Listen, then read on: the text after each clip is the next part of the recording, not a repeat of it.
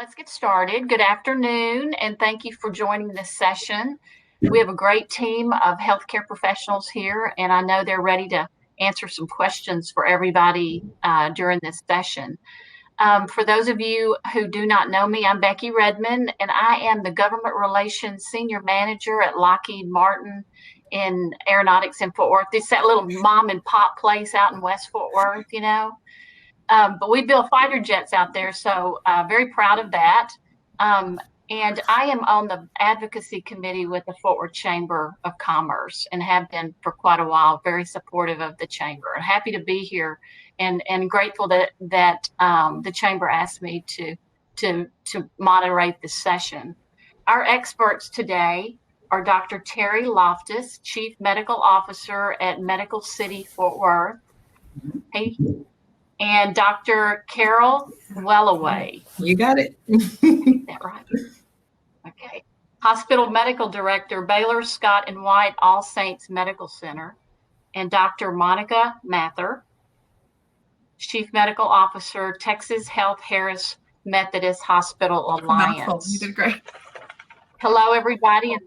Is that right? I did that right?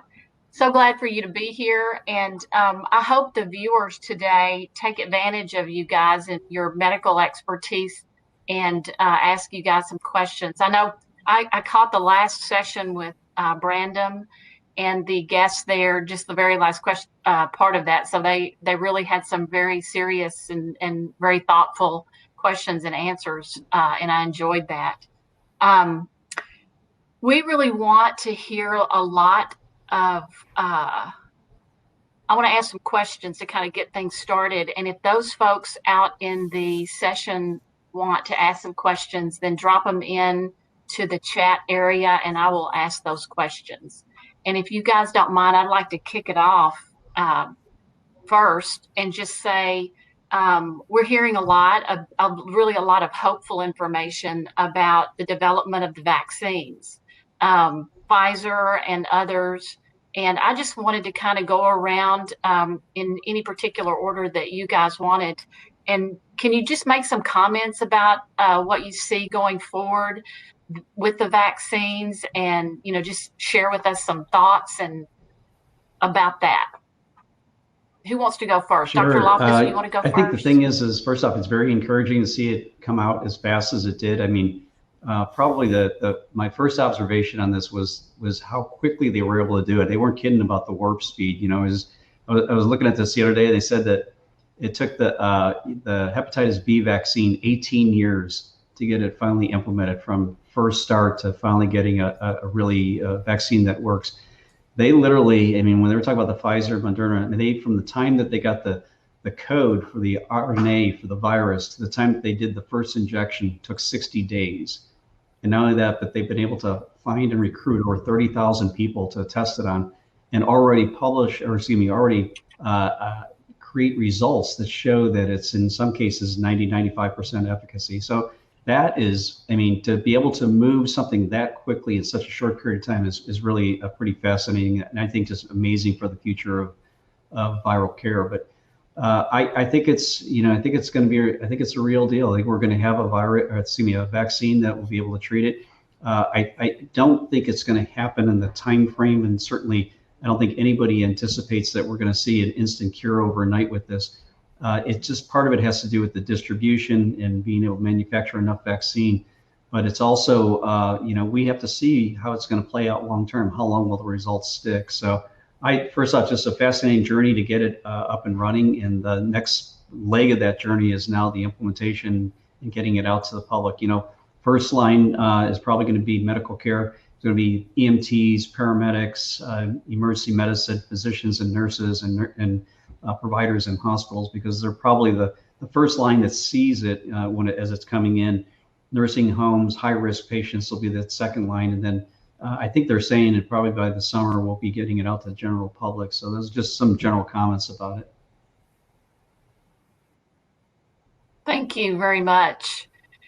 Dr. Mathur or Dr. Nwelue, would y'all like to make a comment? Sure. As well? I agree with everything Terry said. The vaccine, I think, is really our big step towards achieving any sort of herd immunity.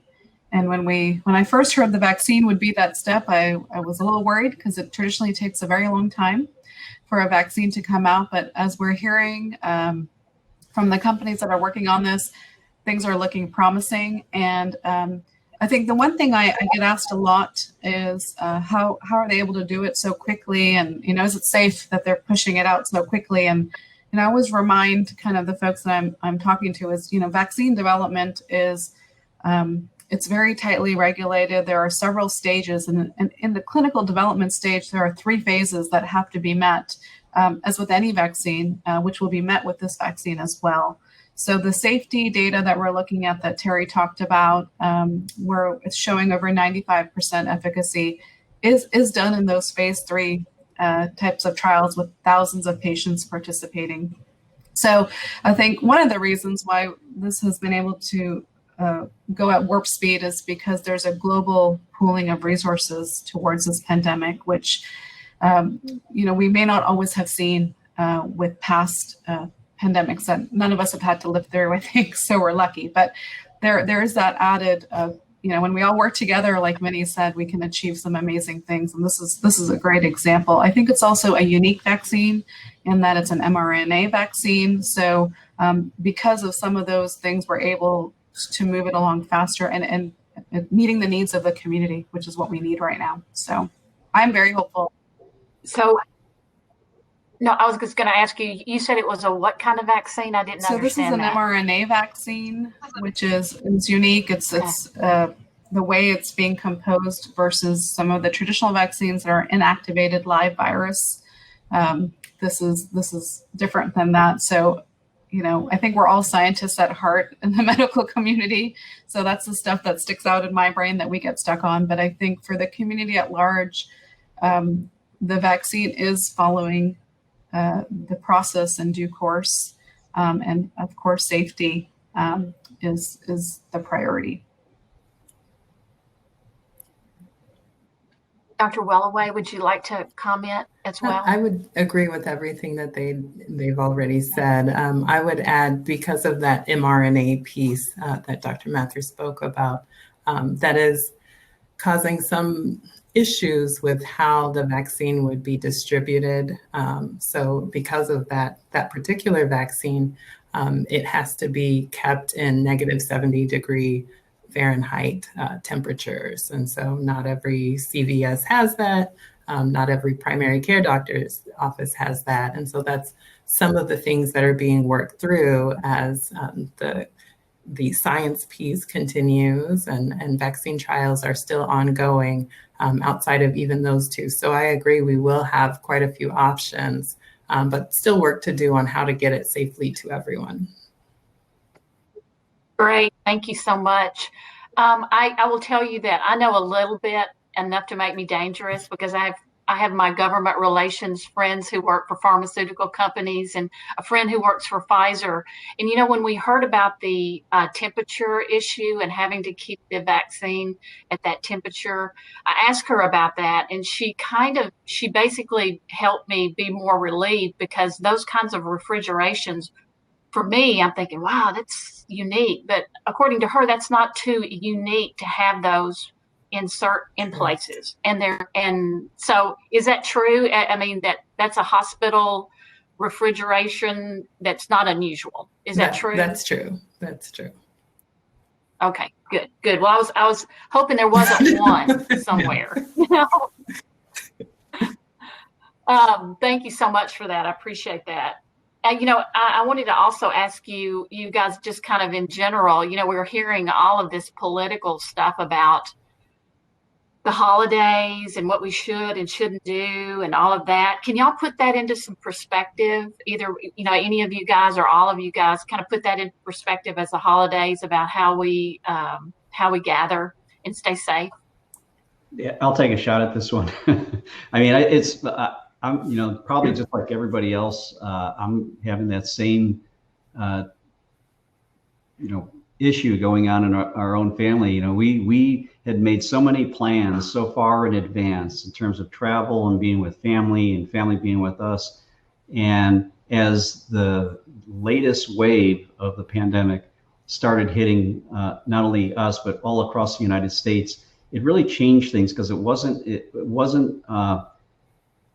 just hitting certain areas. Remember when the first time it came through, it was up in the Northwest, it was in New York City, and it was down in Louisiana, and it was kind of very geographic. Mm-hmm. But what's happened this time is it's much, much broader, and that really kind of changed things. It made travel, particularly travel on airlines and things like that, a lot more riskier, because you weren't just going from one safe area to another safe area. Now, particularly for my family, we were moving basically from one high risk area to another high risk area on airlines, which is also kind of risky as well. And I think we had to change our plans and really had to, when my in-laws called and said, we're not coming, we just don't want to take the risk. And I totally understood that as well. And so we're sticking with the nuclear family. My wife and children we're gonna do our own thing over the holidays, and we'll keep it that way. We have a very small social cohort, a small group of people that we see on a regular basis. Even that group, we're going to be at somewhat arm's length distance, or I should say 6 feet length distance in mask. So it creates a lot of issues for everybody, and they got to cancel flights, and they got to cancel hotels and do all those things.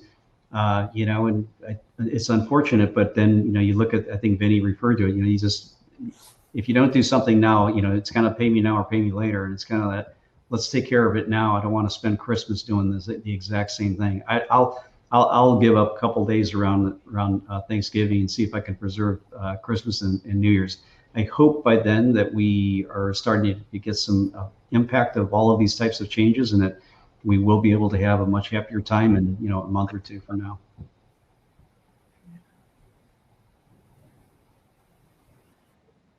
Dr. Mathur, Dr. Nwelue, would y'all like to make any recommendations or comments about that as well? Sure, Becky, this is a hard one. So we're all in this one together. We all feel the burn. In some ways, this is harder than masking because we're humans, and we need social interaction. And so, especially around the holidays, when it is a family time, it's a time to see loved ones. People are off from work and they have the downtime. It's tough to find a good substitute for what you normally would be doing. And all of that culminates in just a really hard choice we all have to make over the holidays.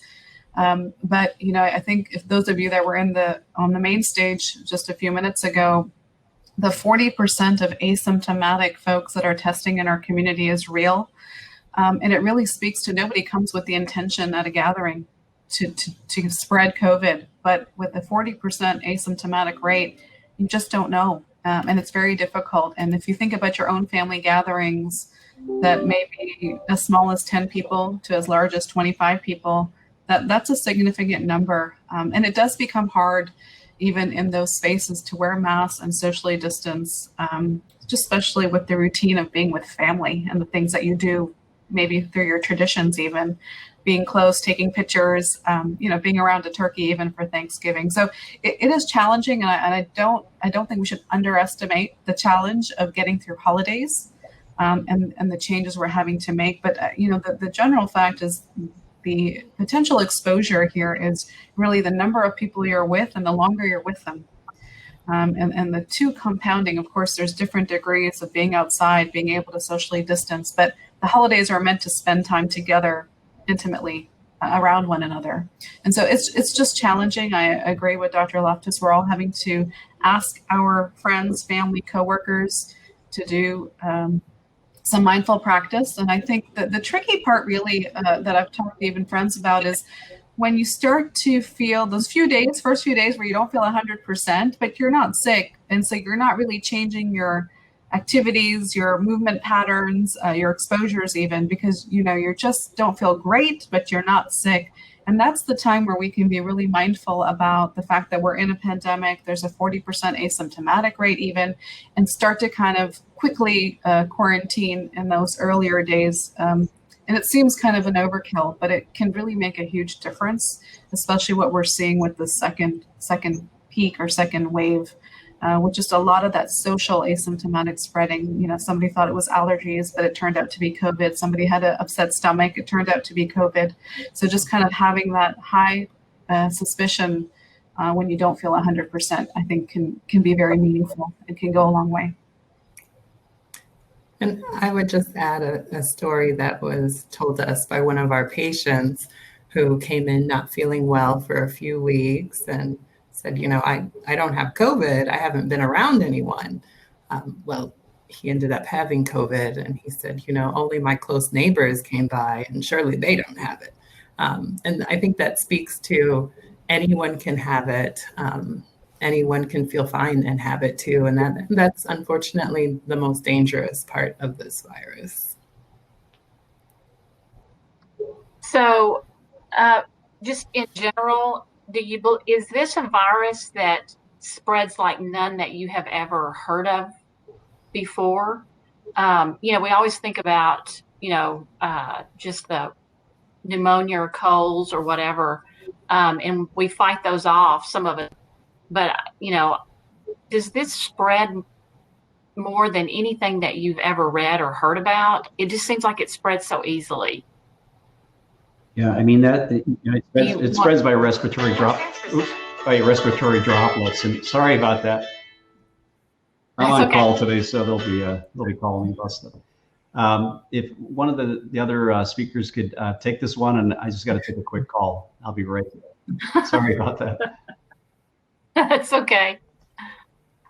I was going to say it's not the virus that has spread the most ever. The interesting thing about this virus is some of those in the past that have spread more quickly, people all look sick. They're very, very sick. Sometimes it doesn't spread as far because people are very sick, and unfortunately they pass before they could spread it to someone else. The difference here is people can be infected without feeling ill.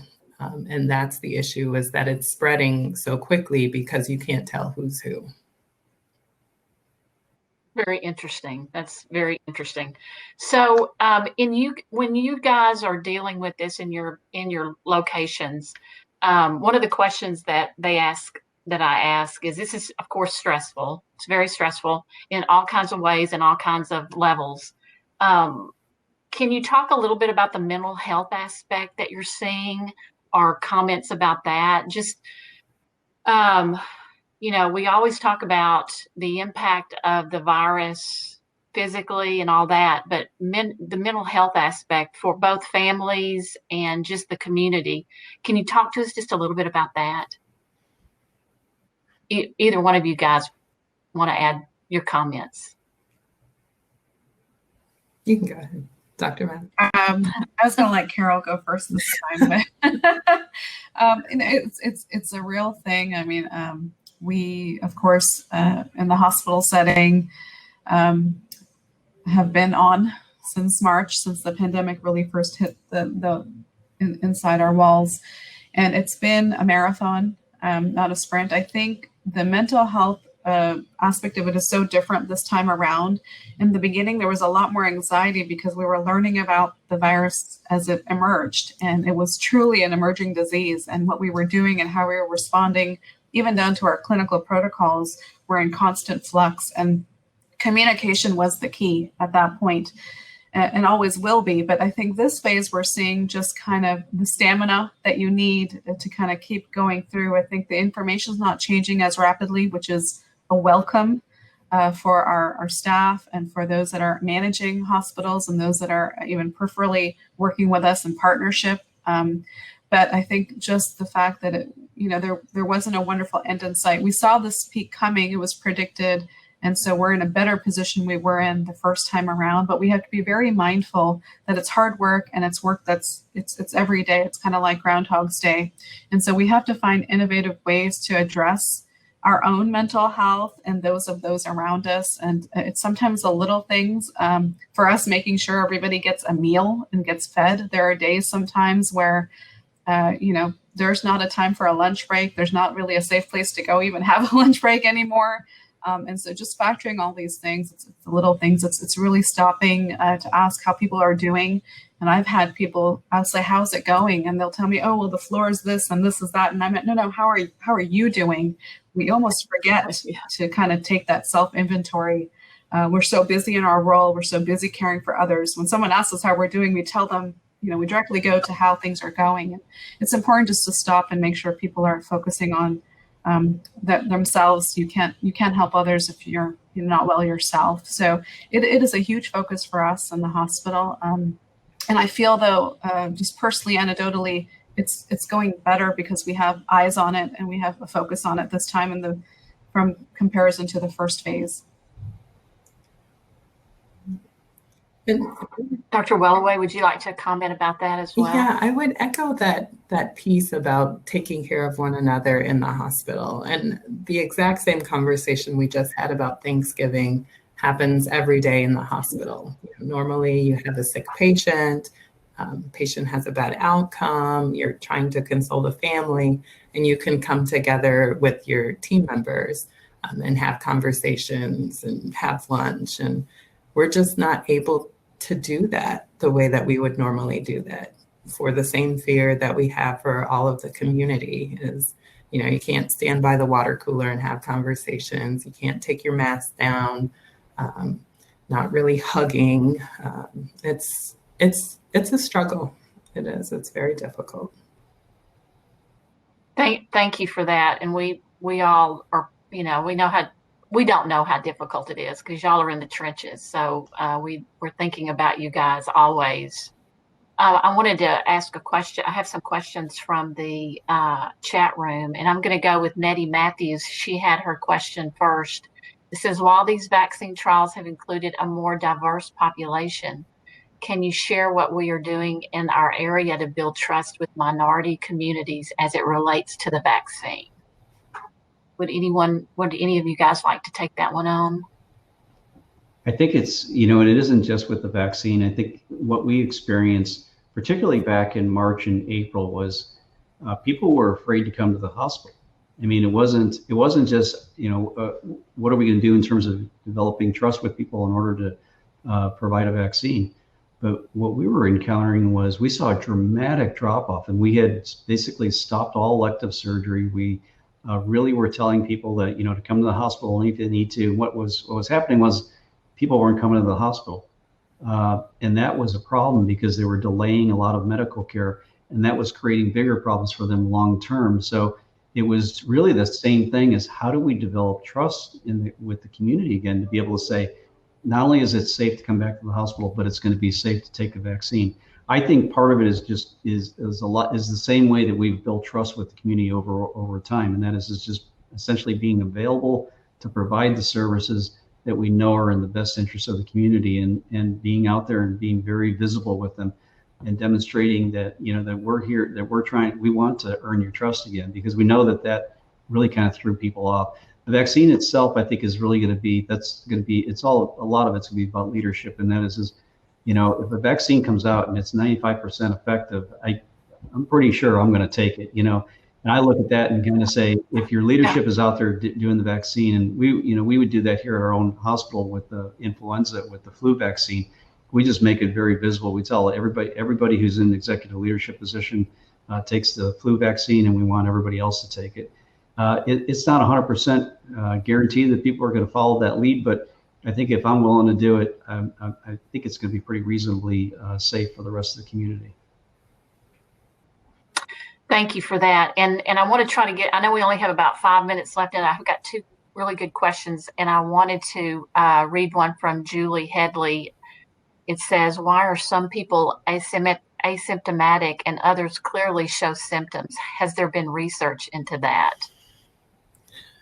Yeah, I mean, there's very quick. There's really sort of three phases of the infection as it goes through. And one of the things that it's not just why are there some people asymptomatic and some people are symptomatic, but why is it that when people are symptomatic, some go into this hyperinflammatory phase that creates end organ damage? Meaning they can hurt their kidneys, they can hurt their heart, they can hurt their lung long term.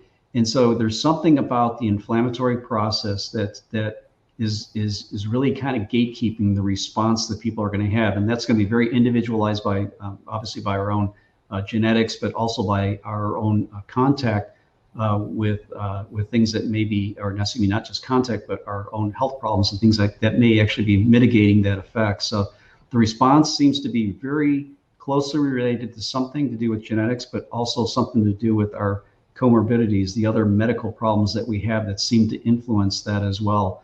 And that's why you see fairly dramatic. And I don't know what Monika and Carol have a comment about that as well, but they're probably experienced the same thing and watched that same sort of that somebody who's asymptomatic to somebody who's on a ventilator and in life that throws. So.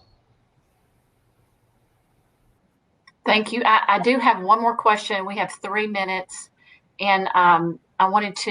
It's from Joel Ballou, directed to Dr. Mathur. Shocker! Joel's asking this to Dr. Mathur. It's can you discuss the COVID-19 prevalence study being conducted in Tarrant and Dallas counties by THR and UT Southwestern? I asked Joel to jump on and ask me a very simple question, but of course, this is the one he chose. No, I'm kidding. No, I'm happy to take just a few seconds. And it kind of pertains to a lot that we've been talking about, and I think there was another question about the asymptomatic spread. And again, this is an emerging disease, and we're trying to pool our resources like we've been doing for the vaccine, but also to get more information and understand how the virus works and what the true prevalence is. And a little bit even earlier on, before this even peak, UT Southwest and THR have engaged in a prevalence study that's open to the community. I know they've targeted some bigger areas like the schools, and just to understand where is this disease moving, what is the prevalence. We even still have questions as if you are positive, how long do you stay positive? And, when do you develop antibodies? When do you get negative? Can you be infected twice? These are all questions we really want to have a solid understanding of. But the prevalence study that UT Southwest and THR are doing in conjunction is going to be a step in that direction to really understand how this virus moves, how it's affecting our community beyond just the positive testing that's happening that we heard about from Vinny. So you can go on to UT Southwest on their main page, and there's a link, and it's open to the community. And I really would urge you just to at least look at it, try to take a peek, see if it's something that you want to engage you and your family members or your organization in. But the data that's going to come for that is going to be very helpful for our community, especially the healthcare side as well. So. Well, thank you so much for that. And I think we're like 30 seconds away, so we're ending on time. And I know you guys' time is so valuable, and we so appreciate each of you spending 30 minutes with us and discussing this today. It's been very informative, and it's important, and we really appreciate it. Dr. Loftus and Dr. Nwelue and Dr. Mathur, thank you so much for your time, and we appreciate it. Thanks, Becky. Appreciate it.